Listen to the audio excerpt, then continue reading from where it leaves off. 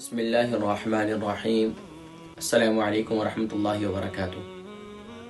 قال اللہ تبارک و تعالی فی القرآن المجید والفرقان الحمید بسم اللہ الرحمن الرحیم فمن يعمل مثقال ذرة خیرا یرہ ومن يعمل مثقال ذرة شرا یرہ۔ حضرات کرام، اللہ تبارک و تعالی قرآن کریم میں ارشاد فرماتے ہیں فمن يعمل مثقال ذرة خیرا یرہ۔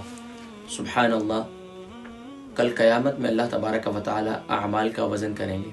سبحان اللہ، ذرہ برابر بھی کسی کی نیکی ہوگی تو سبحان اللہ وہ نیکی بھی سبحان اللہ اس کا بدلہ دیا جائے گا۔ وَمَن يَعْمَلْ مِثْقَالَ ذَرَّةٍ شَرًّا يَرَهُ، اور جس کی ذرہ بھی برائی ہوگی وہ بھی سامنے آ جائے گی۔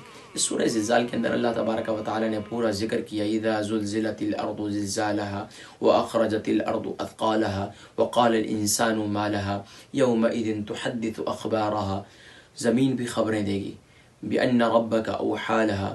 اللہ اکبر۔ ناظرین کرام، اس سورہ مبارکہ کو ضرور کبھی پڑھیے گا، اس کا ترجمہ دیکھیے گا کہ اللہ تبارک و تعالی کتنا ایمان والوں کو وہ زجر ہے اس کے اندر کہ یاد رکھیے۔ اور کیوں ڈرانا کیوں ہے؟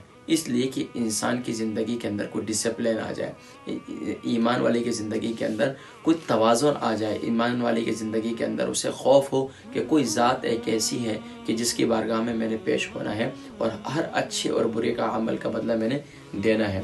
حضرات کرام، سیدنا ابن عباس رضی اللہ تعالیٰ عنہ سے حدیث مبارکہ ایک مروی ہے کہ پیارے کریم آقا علیہ الصلوۃ والسلام نے ارشاد فرمایا کہ قیامت کے دن لوگوں کا حساب لیا جائے گا، جس کی ایک نیکی بڑھ گئی سبحان اللہ وہ جنت میں داخل کر دیا جائے گا، اور فرمایا جس کا ایک گناہ نیکیوں سے بڑھ گیا وہ دوزخ میں داخل ہوگا، اور میزان کے پلڑے میں ایک دانے کے وزن کے برابر بھی نیکی اور گناہ سے جھک سکیں گے، اور فرمایا کہ جس شخص کی نیکیاں اور گناہ برابر ہوں گے وہ اہل اعراف میں سے ہوگا اور اسے پل صراط پر روک لیا جائے گا۔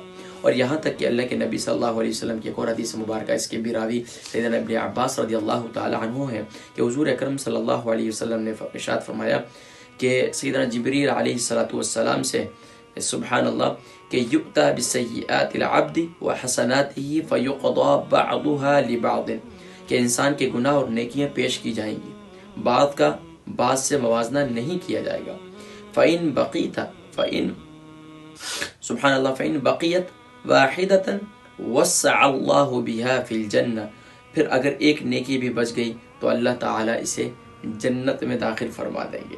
اور یہاں تک کہ سیدنا علی رضی اللہ تعالیٰ نے فرمایا جس کا ظاہر باطن سے اچھا ہوگا اس کی نیکی والا پلڑا ہلکا ہوگا، اور جس کا باطن اس کے ظاہر سے اچھا ہوگا اس کی نیکیوں والا پلڑا سبحان اللہ وہ جھک جائے گا۔ تو ناظرین کرام، اللہ تبارک و تعالی ہم سب کو نیک اعمال کو اختیار کرنے کی توفیق نصیب فرمائے۔ اب وزنی اعمال کون سے ہیں جس کی وجہ سے کل اعمال ترازو کے اندر وزن وہ بھاری ہوگا، انشاءاللہ نیکسٹ ویڈیو میں ہم انشاءاللہ اس کا ذکر کریں گے۔ اپنی دعاؤں میں یاد رکھیے گا۔ السلام علیکم ورحمۃ اللہ وبرکاتہ۔